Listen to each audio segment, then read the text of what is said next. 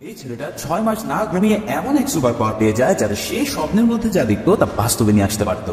যেমন স্বপ্নে দেখলো কারি কারি টাকা আর তার ব্যাগ ভরে নিয়ে এলো বাস্তব দুনিয়ায়। ফলাফল সে হয়ে যায় একদিনে কোটিপতি। কি সিস্টেমটা হেব্বি না? কিন্তু এখানে আছে এক বিশাল রহস্য। কিভাবে সে এই পাওয়ার পেল আর শেষ পর্যন্ত তার কপালে কি জুটলো তার সব জানতে পারবে সুপার নিয়ে মুভিটির এক্সপ্লেনেশনে। তো চলো আর কথা না বাড়িয়ে শুরু করি মুভির এক্সপ্লেনেশন। মুভির শুরুতে আমরা দেখতে পাই সাং ইউং নামে একজন তাকে এখন পুরোপুরি পাগল করে তুলেছে। সারা রাত না ঘুমাতে পারার পর সকালের দিকে স্যাংয়ের একটু চোখ লেগে এসেছিল, কিন্তু বেচারা একটু আরাম করার আগে তার বাড়ির মালিক এসে চেঁচামেচি শুরু করে দেয়। কারণ গত 4 মাস সে কোনো বাড়ি ভাড়া না দিয়ে তার কাছ থেকে পালিয়ে বেড়াচ্ছে। বাড়িওয়ালার এই শব্দ শুনতে পেয়ে স্যাং তার জানলা দিয়ে সুরসুর করে নেমে গিয়ে এই যাত্রায় ইজ্জত বাঁচায়। এরপর সে হাঁটতে হাঁটতে একটা লোকাল ফুড স্টোরে যায়। স্যাংয়ের খুব ক্ষুধা লেগেছিল, কিন্তু খাবার কেনার জন্য তার কোনো পয়সা ছিল না। তবুও সেই দোকানের বৃদ্ধ মালিকটি একটা এগ রোল তাকে দেয়। দোকানের বেঞ্চিতে বসতে বসতে স্যাং নিজের ক্র্যাশ হওয়ার কথা ভাবে। ওখানে একটা কফি শপ আছে আর স্যাংও সুযোগ পেলে তাকে চুপি চুপি দেখে আসে, কিন্তু সে কখনোই নিজের ভালোবাসার কথা মুখ ফুটে তাকে বলতে পারেনি। যাক, সে যখন খাচ্ছিল তখন এক লোক এসে তার কাঁধে হাত রাখলে স্যাং চমকে ওঠে। এই লোকটার নাম হলো সাই, যে স্যাংকে একটা স্ক্রিপ্ট লেখার কাজ দিয়েছিল। কিন্তু তার ডেডলাইন পার হয়ে গেলেও সাইকে এখনো পর্যন্ত সেই স্ক্রিপ্ট জমা দিতে পারেনি। এখন কেন পারেনি তাহলে তোমরা বুঝতেই পারছো।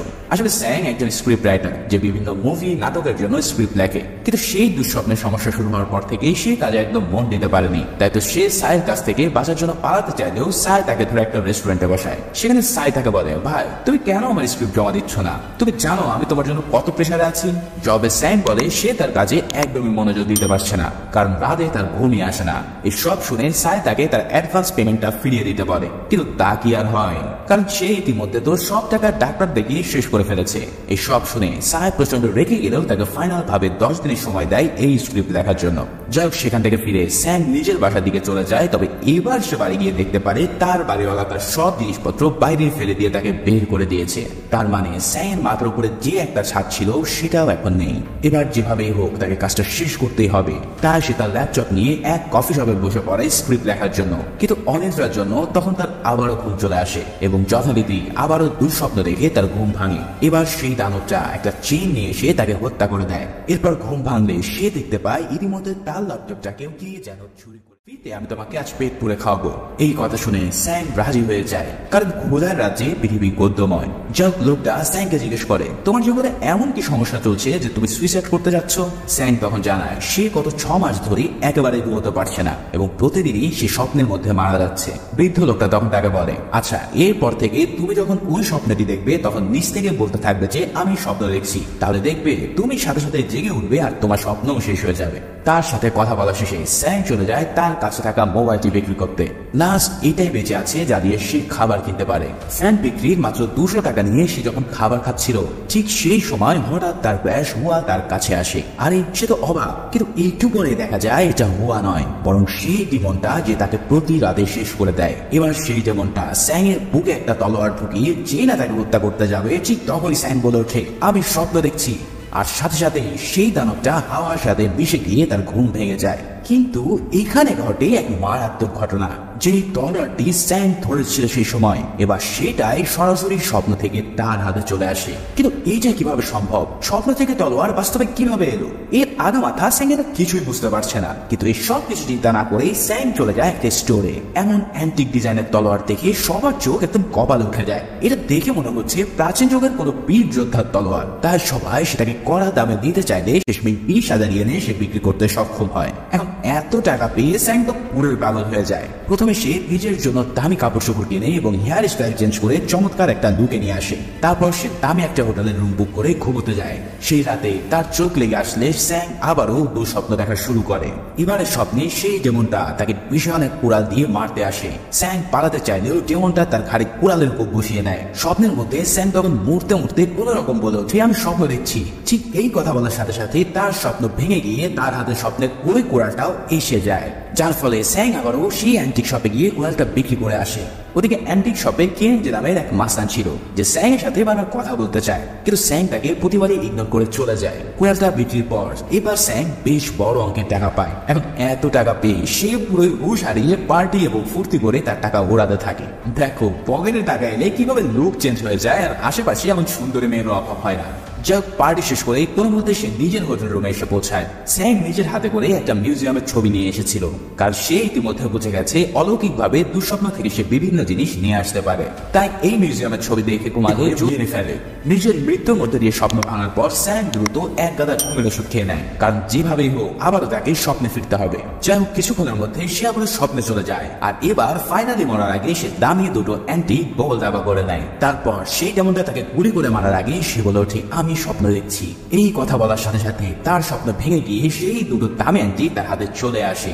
এবার এই দামি জিনিসগুলো পেয়ে স্যাং যেন আকাশের চাঁদ হাতে পেয়ে যায়। সে দ্রুতই ব্ল্যাক মার্কেটে গিয়ে এই জিনিসগুলো বেঁচে আসে মাত্র $2 মিলিয়ন। ভাইরে ভাই চিন্তা করো, কি লেভেলের আলাদিনের চেয়ার পেয়ে গেল এই স্যাং। এমন যদি স্বপ্ন থেকে জিনিস নিয়ে আসার স্কিলটা তোমার থাকতো তাহলে তুমি কি নিয়ে আসতে কমেন্টে জানিও। কিন্তু দেখি কার চাওয়া সবচেয়ে ক্রিয়েটিভ হয়। যাক এগুলো বিক্রি করার পর পথে বেরিয়ে স্যাং এর সাথে দেখা হয় সেই ডিরেক্টর সাইয়ের সাথে। সাই তাকে দেখে তো পুরোই অবাক। ওদিকে আগের পালিয়ে যাওয়া অভ্যাসের কারণে স্যাংও তাকে দেখে দেদূর, কিন্তু কিছু দূর গিয়ে সে নিজের চেহারা দেখে বলে, আরে আমি তো আবার কোটিপতি, এভাবে পালালে তো আমার ইজ্জত শেষ। তাই সে নিজেকে কন্ট্রোল করে নেয় আর সাইকে আস্তে করে বলে, আসো আমরা লাঞ্চ করতে করতে কথা বলি। সাই তো স্যাংয়ের এমন হাব ভাব দেখে পুরোই থ। যে বান্দার কাছে বিষ খাওয়ার টাকা ছিল না সে কিনা এখন এমন রেস্টুরেন্টে বসে খাওয়াচ্ছে, না তার ভিতরে কিছু একটা আছে। তবে সেটা জানার আগে স্যাং তাকে সেই অ্যাডভান্সে টাকা ফিরিয়ে দিয়ে তাকে উদ্ধার করে। যোগ এবার স্যাং মনোযোগ দেয় তার ক্রাশ হুয়ার দিকে। জাদুঘরের অ্যান্টিক গুলো বেচে স্যাং এখন মিলিয়নিয়ার হয়ে গেছে। কিছুদিন পর সে হুয়ার সেই ক্যাফে গুলোতে গিয়ে একটা কফি খেতে চায়। তার ক্যাফেতে তখন বিক্রির বিজ্ঞাপন লাগানো ছিল, অর্থাৎ হুয়া নিজের ক্যাফেটা বিক্রি করতে যায়। কফি খাওয়া শেষে স্যাং হুয়ার কাছে ক্যাফেটার মূল্য জিজ্ঞেস করে। তখন হুয়া জানায় এই ক্যাফের জন্য স্যাংকে $1.5 মিলিয়ন খরচ করতে হবে। স্যাং তখন মুচকে হাসি নিয়ে হুয়াকে বিদায় দিয়ে চলে যায়, কারণ হুয়াকে পটানোর প্ল্যান তার মাথায় চলে এসেছে। সেদিন রাতে স্যাং আবারও সাইকে নিয়ে ড্রিঙ্ক করতে যায়। এবার ড্রিঙ্ক করে মাতাল অবস্থায় স্যাংকে সাই তার হোটেল রুমে দিয়ে আসে। স্যাংকে বিদায় দেওয়ার ভান করলেও সাই আসলে স্যাং এর ঘুমিয়ে পড়ার জন্য ওয়েট করছিল। স্যাং ঘুমিয়ে পড়লে সাই এসে তার জিনিসপত্রগুলো হাতাহাতি করতে থাকে, কিন্তু সে তার কাজ শেষ করার আগে হঠাৎ স্যাং এর ঘুম ভেঙে যায়। এবার স্যাং এর হাতে ছিল অনেকগুলো স্বর্ণের চেইন। এই মারাত্মক কাণ্ড দেখে সাই তখন নগদে বুঝে ফেলে যে স্যাং এর আসলে কোনো সুপার পাওয়ার রয়েছে। তাই সে তখন স্যাং এর সামনে হাঁটু পেরে বসে বলে, বস আমি আপনার বিগ ফ্যান, আমাকে প্লিজ আপনার অ্যাসিস্ট্যান্ট বানান। এই সব শুনে স্যাং ও ভাবে একজন অ্যাসিস্ট্যান্ট একটা মন্দ হয় না। আর তারপর থেকেই তারা দুজনে মিলে শুরু করে এই হরিদুটের খেলা। এর পরের দিন স্যাং $1.5 মিলিয়ন নিয়ে হুয়ার কাছে যায় তার কফি শপটি কেনার জন্য। সে হুয়ার কাছ থেকে ক্যাফেটা কিনে নিলেও হুয়াকে সে একটা সারপ্রাইজ দেয়। স্যাং হুয়াকে প্রস্তাব দেয় যে ক্যাফেটা সে কিনে নিলেও হুয়াই ক্যাফেটা চালাবে। এই কথা শোনার পর হুয়ারও স্যাং এর উপর একটা সফট কর্নার তৈরি হয়। তাই সে তখন স্যাংকে একসাথে ডিনারে যাওয়ার কথা বলে। অবশেষে স্যাং তার অনেক দিনের ক্র্যাশ হুয়ার সাথে রাতের ডিনারে যায়। রাতে ডিনার করার সময় হুয়া স্যাংকে জিজ্ঞেস করে কেন স্যাং তার জন্য এত কিছু করছে, কারণ হুয়া তো নিজের কফি শপ থেকে শুধু লসের সম্মুখীন হচ্ছিল। তাই স্যাং এরও তো এই সব থেকে ব্যবসায়িক লাভ হওয়ার খুব একটা কথা না। তখন স্যাং তার আসল সত্যটা না জানালেও হুয়া কিন্তু ঠিকই ধরে ফেলে। সে বুঝতে পারে যে তার উপরে স্যাং ক্রাশ খেয়ে পড়ে আছে। ধীরে ধীরে স্যাং এর টাকায় হুয়া নিজের কফি শপটাকে নতুন করে সাজায়। এবার হুয়ার কফি শপে এত কাস্টমার হয় যে সে ভিতরে কাউকে জায়গায় দিতে পারে না। তবে মজার ব্যাপার হচ্ছে এই কাস্টমার গুলো ছিল পেইড কাস্টমার, যাদেরকে টাকার বিনিময়ে স্যাং পাঠিয়েছে এই কফি শপে কফি খাওয়ার জন্য। মানে মেয়েটাকে ইমপ্রেস করার জন্য স্যাং পুরোই পাগল হয়ে গেছে। তবে এইসব দেখে হুয়াও ভাবতে থাকে স্যাং হয়তো সত্যি লাকি একটা মানুষ। তাই স্যাং এর প্রতি সে আরো বেশি অ্যাট্রাক্টেড হতে থাকে। ওদিকে স্যাং এক ব্যাগ ভর্তি টাকা সেই বৃদ্ধ লোকটাকে দেয়, যে তাকে সেদিন মৃত্যুর হাত থেকে বাঁচানোর পাশাপাশি খাবারও খাইয়েছিল। এদিকে স্যাং আর হুয়া ধীরে ধীরে একসাথে সময় কাটাতে থাকে। হুয়া কিন্তু তখন পর্যন্ত স্যাং এর ইনকামের আসল উৎস জানতো না। তাই সে একদিন স্যাংকে তার প্রফেশনাল ব্যাপারে জিজ্ঞেস করে, কিন্তু তখন স্বপ্ন থেকে জিনিস আনা থামাইনি। দুঃস্বপ্ন দেখতে দেখতে এখন তার সাহস এতটাই বেড়ে গেছে যে সে স্বপ্নে আর ডেমনটাকে দেখলে পালায় না, বরং এবার সেই ডেমনটাই স্যাং এর হাতে গুদাম খেলানো খেতে থাকে। এভাবে সেই ডেমনটাকে মেরে ধরে স্যাং একটা ব্যাংকের ভল্ট থেকে প্রচুর ক্যাশ টাকা নিয়ে আসে। আর এভাবেই স্যাং তার স্বপ্নে পাওয়া ধন দৌলতের মাধ্যমে দ্রুতই কোটিপতি থেকে বিলিয়নিয়ার হয়ে যায়। এছাড়াও হোটেল ছেড়ে এখন স্যাং নিজের আলিশান বাড়িতে থাকে, যদিও বা সে বেশিরভাগ সময় তার গার্লফ্রেন্ডের কাছে কাটায়। আর স্বপ্ন থেকে যা কিছু সে নিয়ে আসে তার সব নিজের বাড়ির একটা সিক্রেট রুমে লুকিয়ে রাখে। এরপর আরো একদিন স্বপ্ন থেকে স্যাং একটা বিরাট দামি গাড়ি নিয়ে আসে। তারপরের দিন রাতেই সে হুয়াকে এই গাড়িটা গিফট করে। হুয়া গাড়িটা গিফট পেয়ে স্যাং এর উপরে আরো বেশি ইমপ্রেসড হয়ে যায়। সেই রাতে তারা একসাথে লং ড্রাইভে যায়, মুভি দেখে সময় কাটায়। মুভি দেখতে দেখতে হুয়া স্যাংকে জিজ্ঞেস করে, আচ্ছা কবে তোমার লেখা একটা মুভি আমি দেখতে পারবো? হুয়ার কাছ থেকে এই কথাটা শুনে স্যাং কেমন যেন হয়ে যায়। আসলে এই টাকার নেশায় সে তার প্রিয় কাজটার কথাই ভুলে গিয়েছিল। তাই হুয়ার কথা রাখতে এবং তাকে আরো সারপ্রাইজ করতে স্যাং শুরু করে নতুন এক মুভির স্ক্রিপ্ট। ব্যাস মন দিয়ে সে এমন একটা স্ক্রিপ্ট লিখে ফেলে যা দেখে সাই পর্যন্ত কাঁদতে কাঁদতে বেহুশ হয়ে যায়। এরপর এবার স্বপ্নে সে এক অদ্ভুত জায়গায় চলে যায় যেখানে চারিদিকে শুধু ছিল স্বর্ণের স্তূপ। সেখানে হাঁটতে হাঁটতে স্যাং একজন লোককে বসে থাকতে দেখে যার বেশভূষা ছিল একজন ডেমনের মতো। সেই লোকটার কোলে রত্নখচিত একটা বড় সাইজের বেল্ট ছিল, যেটাকে দেখে অত্যন্ত দামি মনে হচ্ছিল। স্যাং লোভে পড়ে সেই বেল্টটার দিকেই হাত বাড়ায়, কিন্তু সেটা ছুঁতে গিয়ে তার হাত কেমন যেন জ্বলতে শুরু করে। কিন্তু সে জোর লাগিয়ে অবশেষে বেল্টটা লোকটার কোমর থেকে তুলে ফেলতে সক্ষম হয়। বেল্টটা নিয়ে যাওয়ার সময় লোকটা স্যাংকে কিছু না বললেও আঙ্গুল দিয়ে তার বুকে কিসের যেন একটা চিহ্ন এঁকে দেয়। কিন্তু স্যাং তাদের বিশেষ বিচলিত না হয়ে সে আবারও বলে উঠছে, আমি স্বপ্ন দেখছি, এবং এর মাধ্যমে ওই দামি বেল্টটাও সে নিয়ে আসে। যার এরপর থেকেই শুরু হয় স্যাং এর লেখা সেই মুভির কাজ। তারা এক প্রডিউসারের কাছে গিয়ে বিশাল অ্যামাউন্ট অফার করে মুভির সবকিছু সেট করে ফেলে। মুভির ডিল ঠিকঠাক হয়ে গেলে এক জমকালো অনুষ্ঠানের মধ্যে দিয়ে এই মুভির প্রিমিয়ার অনুষ্ঠিত হয়। সেই অনুষ্ঠানে স্যাংকে দেশের বড় স্ক্রিপ্ট রাইটার হিসেবে ঘোষণা দিয়ে তার নামে একটা সাকসেস স্টোরি দেখানো হয়। তার ব্রাশ হুয়াও সেই প্রিমিয়ারে উপস্থিত ছিল। প্রিমিয়ার শেষে স্যাং হুয়াকে একটা বিল্ডিং এর ছাদে নিয়ে গিয়ে তার প্রতি নিজের ভালোবাসার কথা ব্যক্ত করে। কিন্তু হুয়া জানায় তার মনে এই ভয়টা রয়েছে যে স্যাং তার জীবনে যেভাবে হুট করে এসেছিল হয়তো একদিন সে হুট করেই চলে যাবে। কিন্তু স্যাং কখনো তাকে ছেড়ে যাবে না বলে প্রতিশ্রুতি দেয়। এরপর দেখতে পায় বিশাল উঁচু এক টাওয়ার। সেই টাওয়ারের একদম চূড়ায় উঠলে স্যাং একজন লোককে দেখতে পায়, কিন্তু কাছে এসে স্যাং দেখতে পায় ওই লোকটা হলো সে নিজে। স্যাং এর সেই প্রতিমূর্তি শরীরটা ধীরে ধীরে বাতাসে মিশে যেতে শুরু করে। এই দৃশ্য দেখার পর প্রচন্ড ভয়ে স্যাং এর ঘুম ভেঙে যায়। এরপর স্যাং আয়না গিয়ে দেখতে পায় তার কপালের একদিক থেকে রক্ত ঝরছে। এটা দেখে সে বুঝতে পারে এই আঘাতটা সেই ডেমনি তাকে দিয়েছিল, কিন্তু সেই আঘাতটা তার শরীরে তাহলে এতদিন পরে কিভাবে এলো? স্যাং এই প্রশ্নের উত্তর খুঁজতে থাকে, কিন্তু তার মাথায় কোনো কিছুই আসে না। এরপর থেকে প্রতিদিন ধীরে ধীরে তার শরীরে নানা রকম আঘাতের চিহ্ন ফুটে ওঠে, যেগুলো সেই ডেমনের কাছ থেকে সে স্বপ্নে পেয়েছিল। নিজের এই অবস্থা দেখে স্যাং প্রচন্ড ভয় পেয়ে সেই ফুড স্টলে বৃদ্ধ লোকটার সাথে দেখা করার সিদ্ধান্ত নেয়। সেই মোতাবেক লোকটার সাথে দেখা করতে গেলে পথের মধ্যে থেকে স্যাংকে কারা যেন তুলে নিয়ে যায়। এরা ছিল সেই গ্যাংস্টার কিয়ানজের লোক, যে এতদিন ধরে স্যাংকে চোখে চোখে রাখছিল। স্যাং এর হঠাৎ এত সাকসেস দেখে তারা তার কাছ থেকে ফায়দা তুলতে চায়। কিয়ানজে স্যাং এর কাছ থেকে $5 মিলিয়ন দাবি করলেও স্যাং বলে, আমি তোমাকে $10 মিলিয়ন দেবো, তবে কথা দিতে হবে যে তোমরা যেন আমাকে আর কোনোদিন ডিস্টার্ব করবে না। কিয়ানজে তাতে রাজি হলে কথা মতন স্যাং তার বন্ধু সাইকে টাকাটা নিয়ে এক জায়গায় দাঁড়াতে বলে। এরপর সেই গ্যাংস্টারের লোকরা ওই টাকা নিয়ে আসতে যায় ঠিকই, কিন্তু যেই না কিয়ানজে তার মোবাইল ফোনে দেখতে পায় যে স্যাং এর অ্যাকাউন্টে $300 মিলিয়ন উপরে আছে, তখন তার মাথার হুঁশ একদম উড়ে যায়। তাই সে এবার স্যাং এর কাছ থেকে শুধু $10 মিলিয়ন টাকা নিয়ে ক্ষান্ত হয় না, বরং সে স্যাং এর এবার সব সম্পত্তি দেখতে চায়। স্যাং তখন তাকে বলে, আমি এমনিতেও হয়তো কিছুদিন পরে মারা যাব, তাই তুমি আমার সবকিছুই নিয়ে যেতে পারো, কিন্তু এরপর তুমি প্লিজ আমাকে আর সাইকে ছেড়ে দাও। সাই তখন প্রতিবাদ করে উঠলে কিয়ানজে লোকেরা এসে তাকে মেরে মাটিতে শুইয়ে দেয়।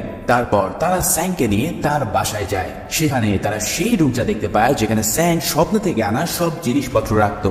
এত বড় বড় অ্যান্টিক জিনিসপত্র দেখে কিয়ানজে ভাবতে শুরু করে স্যাং হয়তো বড় কোনো অ্যান্টিক চোর, যে নিজের এই গোপন ব্যবসাকে স্ক্রিপ্ট রাইটিং এর আড়ালে লুকিয়ে রেখেছে। যার ফলে সে এবার স্যাং এর কাছ থেকে তার সমস্ত সম্পত্তি দাবি করলে স্যাং তাকে নিজের জীবনের বিনিময়ে সব দিয়ে দেবে বলে কথা দেয়। কিন্তু ঠিক তখনই স্যাং এর ম্যানেজার জানায় তার সাথে দেখা করতে হুয়া এখানে এসেছে। স্যাং তখন চিৎকার করে হুয়াকে চলে যেতে বললে হুয়া ভেবে বসে স্যাং হয়তো তার উপর ইন্টারেস্ট হারিয়ে ফেলেছে। তাই তখন হুয়া চলে যাওয়ার জন্য বের হয়, কিন্তু কিয়ানজে লোকেরা এসে তাকেও ধরে স্যাং এর কাছে নিয়ে আসে। এবার কিয়ানজে স্যাং এর নামে হুয়ার সামনে উল্টাপাল্টা কথা বলতে থাকলে হুয়া রেগে গিয়ে তাকে একটা লাথি মেরে বসে। এর ফলে কিয়ানজে প্রচন্ড রেগে গিয়ে হুয়াকে মেরে মাটিতে ফেলে দেয়। এটা দেখে স্যাং তখন হুয়ার কাছে যেতে চায়, কিন্তু সে তাদের সাথে কোনোভাবেই পেরে ওঠে না। তবে ঠিক তখনই পিছন থেকে সাই এসে এক লোকের মাথায় পিছন দিয়ে ফুলদানি দিয়ে বাড়ি মারে। এই সুযোগে স্যাং নিজেকে ছাড়িয়ে দিয়ে হুয়ার সাথে নিয়ে পালাতে থাকে। এদিকে লোকগুলো স্যাংকে মারতে থাকে, আর কিছু লোক এসে স্যাং এবং হুয়ার পিছু নেয়। এদের মধ্যে একজন স্যাং এর গায়ে ছুরি ঢুকিয়ে দেয়। ঠিক তখনই সাই এসে এবার সেই লোকটার উপরে হামলে পড়ে। এবার বেশ কিছুক্ষণ সাই, স্যাং এবং হুয়ার সাথে কিয়ানজের দলের মারপিট চলতে থাকে। তবে ফাইনালি সাই তার জীবন দিয়ে স্যাং ও হুয়াকে পালিয়ে যেতে সাহায্য। স্যাং অনেক চেষ্টা করে সেই দলটাকে ভাঙার জন্য, কিন্তু এই অভেদ্য দেওয়া সে কোনোভাবেই কিছু করতে পারে না। তাই সে বারবার বলতে থাকে, আমি স্বপ্ন দেখছি, আমি স্বপ্ন দেখছি, কিন্তু এইবার তার এই মন্ত্র আর কাজ করে না। তবে হঠাৎই সান যেন কিভাবে একটা ডেমনে পরিণত হয়ে যায়। সবচেয়ে অবাক করার বিষয় হলো এই ডেমনটাকে স্যাং এতদিন ধরে তার স্বপ্নে দেখতে পাচ্ছিল। অর্থাৎ এই ডেমনটা স্যাং এর নিজের অল্টার ইগো, যে স্যাং এর লোভ লালসাকে দমন করার জন্য তাকে বারবার স্বপ্নে হত্যা করছিল। স্যাং হঠাৎ দেখতে পায় এই ডেমনটা তার অতীতে ঘটা সমস্ত ঘটনায় চলে যাচ্ছে, আর সেই ডেমনটা তার সাথে যারা খারাপ ব্যবহার করেছে তাদের সবাইকে মেরে শেষ করে দিচ্ছে। এই সব কিছু করার পর ওই ডেমনটা ফাইনালি এই দেওয়াল ভেঙে বাইরে বেরিয়ে আসে। এরপর হঠাৎ তার হাতে সেই তলোয়ার চলে আসে যেটা স্যাং প্রথমবার স্বপ্নে পেয়েছিল। যেমন সেই তলোয়ারটা সোজা ক্যান্ডের দিকে ছুড়ে দিলে সেটা তার বুক এফোর করে দেয়, কিন্তু মৃত্যুর আগে সে হুয়ার গায়ে বেশ কয়েকটা গুলি করে বসে। এটা দেখে স্যাং প্রচন্ড আত্মনাদ করে ওঠে এবং সেই ডেমনটার হাতে এবার ওই রাইফেলটা সে হাজির হয়। তাই ওই রাইফেলের গুলি দিয়ে ডেমনটা একে একে ক্যান্ডের সব লোককে মেরে সাফ করে দেয়। এরপর সেই ডেমনটা অর্থাৎ স্যাং এর অল্টার ইগো স্বয়ং স্যাংকে গুলি করে মেরে ফেলে। তার মানে এতক্ষণ কি হলো? এবার আসি সেই পার্টটায়। মুভির এই পর্যায়ে আমরা স্যাংকে ঠিক সেখানে দেখতে পাই যেখানে শুরুর দিকে সে বসে বসে এই রোল খাচ্ছিল। তার মানে এতদিন ধরে যা কিছু ঘটছিল তা ছিল স্যাং এর স্বপ্ন।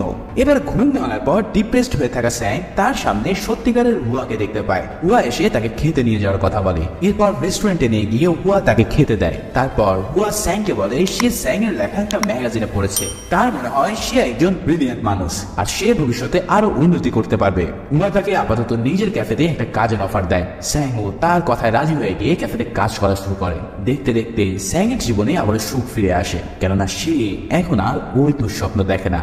এছাড়াও স্যাং তার ক্যাফেতে কাজ করার মাধ্যমে নিজের খরচটাও ভালোভাবে চালাতে পারছিল। একদিন হুয়া তাকে ডেকে আবারও স্ক্রিপ্ট রাইটিং এর কথা বলে, কিন্তু স্যাং আর স্ক্রিপ্ট রাইটিং এ ফিরতে চায় না। এর উপর সাই তার কাছ থেকে টাকাও পেত।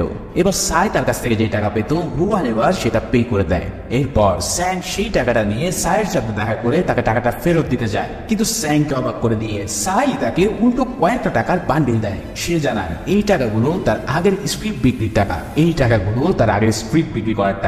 সে আরো জানায় প্রডিউসার তোমার গল্প খুবই পছন্দ করেছে, আর সেই সাথে সাথে সে স্যাংকে বলে তুমি এখন থেকে বেশি বেশি থ্রিলার স্ক্রিপ্ট লিখতে থাকো। এই সব শুনে স্যাং তো খুশিতে কি করবে সে বুঝতে পারছিল না। অবশেষে সে নিজের স্ক্রিপ্ট রাইটিং চালিয়ে যাওয়ার সিদ্ধান্ত নেয়। এই কিছুদিন পর স্যাং সেই বৃদ্ধ লোকটার সাথে দেখা করে যে তাকে সুইসাইডের হাত থেকে বাঁচিয়েছিল। তবে লোকটা হঠাৎ স্যাং এর সেই টাকার থলেটা ফিরিয়ে দেয় যেটা সেই স্বপ্নের মধ্যে স্যাং তাকে দিয়েছিল। এছাড়া লোকটা তার নিজের শরীরের একটা আঘাতের চিহ্ন দেখায়। আমিও তোমার ওই স্বপ্নের জগতে একবার ভ্রমণ করেছিলাম, কিন্তু পরে বুঝতে পারি যে ওই জগতে ভালো থাকা যায় না, তাই এখন আমার যে অল্প কিছু আছে আমি তাতেই খুশি। স্যাং লোকটার এই কথা শুনে পুরো হতভম্ব হয়ে যায়। সে যা দেখেছে তা যদি স্বপ্নই হয় তাহলে এই লোকটা টাকাগুলো পেল কোথায়, সে কিছুই বুঝে উঠতে পারছিল না। আর মুভিরও একদম শেষ দৃশ্যে আমরাও দেখতে পাই ওরা যেখান থেকে স্যাংকে নিয়ে গিয়েছিল ঠিক সেখানেই আড়াল থেকে দাঁড়িয়ে সেই ডেমনটা তাদেরকে দেখছিল। এর মাধ্যমে মুভিটা শেষ হয়ে গেলেও মুভির এন্ডিং